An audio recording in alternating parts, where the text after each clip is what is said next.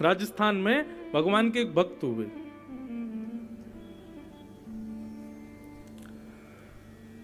उदयपुर में रहते थे।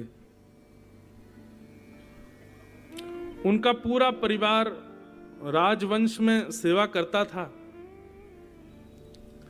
लेकिन वो कुछ नहीं करते थे और इसी वजह से सब उनसे परेशान रहते थे। घर के सब बड़े लोग, छोटे लोग, सब उनके पीछे पड़े रहते, तुम भी कुछ कर लिया करो, कुछ पूरे दिन बस खाते रहते हो, पड़े रहते हो, घर में कुछ करते धरते नहीं हो। ऐसा नहीं कि वो जानबूझ के नहीं करते थे, पर उनकी भक्ति में प्रवृत्ति ज्यादा थी, इसलिए बस उनको कुछ करने की इच्छा नहीं होती थी और इसीलिए उनका ब्याह शादी भी नहीं हुए थे, क्योंकि ब्याह भी भाई उसी का ही होता है जो योग्य होता है, कमाता खाता हो, बढ़िया रहता हो, ब्याह भी उसी का ही होता है।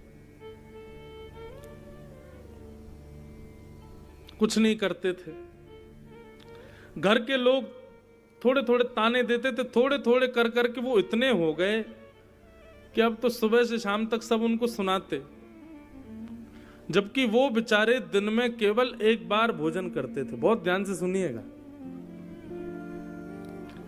लेकिन घर वालों के इतने ताने हो गए कि एक दिन उन्होंने कहा कि भैया आप लोगों को मुझसे इतनी परेशानी है, मैं जा रहा हूं घर छोड़ करके। बड़े भाइयों हंसने लगे, बोले कहां जाओगे? बोले जंगल में जाऊंगा, वन में रहूंगा मैं। भाई बोले वहां क्या खाओगे तुम, तो खाने के लिए तो घर में पड़े रहते हो, वहां क्या खाओगे तुम? बोले भैया ये आपकी सोच है कि मैं खाने के लिए पड़ा रहता हूं, ऐसा नहीं, मैं खाने के लिए नहीं जीता, बस जितने दिन जीवित हूं भगवत भजन कर सकूं इसलिए खाता हूं। और रही बात वन की, तो वन में भी बहुत सारे वृक्ष हैं, कुछ खा लेंगे, फल फूल खा करके रह लेंगे। भाई बोले 3-4 दिन के लिए भटकेगा, आ जाएगा लौट के, इसको कहो चला जाए, जा जहां तुझे जाना है चला जा। वो बोल करके गया। बोले लेकिन आप अपेक्षा मत करना कि मैं लौट के आऊंगा। भाइयों ने कहा तुम वन गए, वन में जाकर के तुम रहने लगे, तुम्हारे वहां प्राण निकल गए तो? बोले प्राण निकल गए तो ठीक है, अच्छा कोई जीव जंतु खा जाएगा। बोले भैया प्राण निकलने पर अंतिम संस्कार नहीं हो तो फिर भूत बन जाते हैं व्यक्ति, तुम्हारा अंतिम संस्कार कौन करेगा? तो उस व्यक्ति ने कहा तुम्हारा कौन करेगा भैया? बोले हमारे तो बच्चे हैं जो करेंगे हमारा।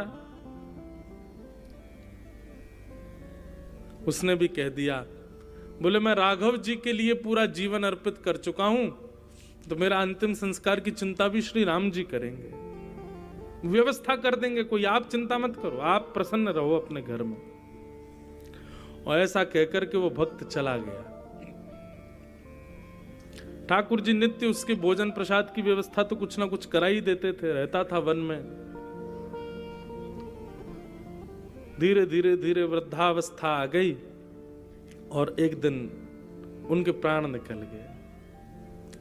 अकेले विहंगम वन में, कोई दूर दूर तक कुछ नहीं है, ना नातेदार रिश्तेदार, किसी को पता नहीं, प्राण निकल गए उनके।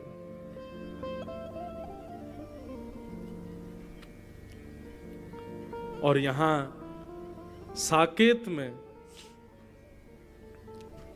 रत्न सिंहासन पर बैठे हुए राम जी के नेत्र सजल हो गए। राम जी के मुख पर मलिनता आ गई। उस मलिनता को, अश्रुबिंद को जब हनुमान जी ने देखा तो हनुमान जी देख करके कहने लगे, हे प्रभु श्री राम, आप क्यों दुखी हैं? क्या बात है? आपके नेत्र सजल क्यों हो गए भगवान? कोई कष्ट, कोई पीड़ा, किसी की याद? तब राम जी बोले कि हनुमान जी, मेरा एक भक्त है, उसने संपूर्ण जीवन मेरा भजन किया, मेरा स्मरण किया, अपने घर तक का त्याग कर दिया। और पता जब उसने घर त्यागा तो उसके भाइयों ने कहा तुम्हारे प्राण निकल जाएंगे, तुम्हारा संस्कार कौन करेगा? तो उसने बड़े विश्वास के साथ कहा कि रघुनाथ जी व्यवस्था करेंगे। हम मन बना रहे हैं कि हम उसका संस्कार करने के लिए जाएं। उसका अंतिम संस्कार 2-3 दिन हो गए, उसका शव पड़ा है वन में, हम उसका संस्कार करना चाहते हैं। हनुमान जी ने चरण पकड़ लिए, बोले हे रघुनाथ जी, आपने भक्तराज जटायु का संस्कार किया था, और उनको वो सब सुख आपने प्रदान किया जो एक पुत्र अपने पिता का संस्कार करके करता है। दशरथ जी को भी वो सुख नहीं मिला जो अंतिम समय में जटायु को आपने प्रदान किया भगवान। पर आज मेरे मन में भाव आ रहा है कि आप साकेत में बैठे बैठे जिस भक्त के अंतिम प्राण के लिए आप रुदन कर रहे हैं, आप इतने भावुक हो रहे हैं, उस भक्त के अंतिम संस्कार का यदि दायित्व हमको मिल जाए तो बड़ी कृपा होगी। हे नाथ, आप यहीं विराजे रहो साकेत में, हम पर आज्ञा करो, हम जाएं, हम उस भक्त का संस्कार करें। राम जी बोले ठीक है आप जाओ। हनुमान जी महाराज बड़े प्रसन्न हो गए, सेना लेकर के महाराज निकल पड़े।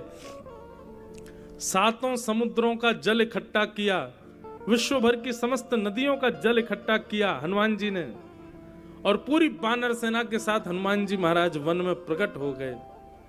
और वन में जाकर के उनके शव को समुद्र के जल से स्नान कराया, नदियों के जल से स्नान कराया, सुंदर उर्दपुंड उनके माथे पर लगाया, सुंदर 12 तिलक उनके अंग प्रत्यंगों पर लगाए, बढ़िया सुंदर लकड़ियों की, चंदन की लकड़ियों की महाराज सुंदर चिता बनाई, उस पर उनके शव को पधरा करके उनके बढ़िया सुंदर जो जो क्रम होने चाहिए, नियम होने चाहिए, सब हनुमान जी ने पालन किए। और 2 अश्रु बहा करके एक भक्त राज के पावन दिव्य देह को श्री हनुमंत लाल जी ने अग्नि संस्कार किया। ज्यादा पुरानी बात नहीं है बंधु, 400, 450, 500 वर्ष पुरानी घटना है ये। और हनुमान जी ने उनके शव का अंतिम संस्कार किया। उसका प्रभाव ये कि उस संस्कार से उनके चिता से निकलने वाली धुंध से, उनकी चिता से निकलने वाली अग्नि और सुगंधी से उस क्षेत्र में जितने भी प्रेतात्माएं थी, भूत प्रेत आदि जो भी भटक रहे थे, सब मुक्त हो गए, सबको भगवत धाम की प्राप्ति हो गई। हमने ठाकुर जी के लिए त्यागा क्या आज तक? कुछ भी नहीं। कुछ तो त्याग करके देखो ठाकुर जी के लिए। त्यागने का मतलब हमारा ये नहीं कि कुछ बहुमूल्य वस्तु का त्याग करो, एक किसी विशिष्टता को जिसके बगैर आप रह नहीं पाते, ऐसी कोई आदत है, ऐसा कोई लक्षण है, ऐसा कोई स्वभाव है, उसका त्याग करो ठाकुर जी के लिए।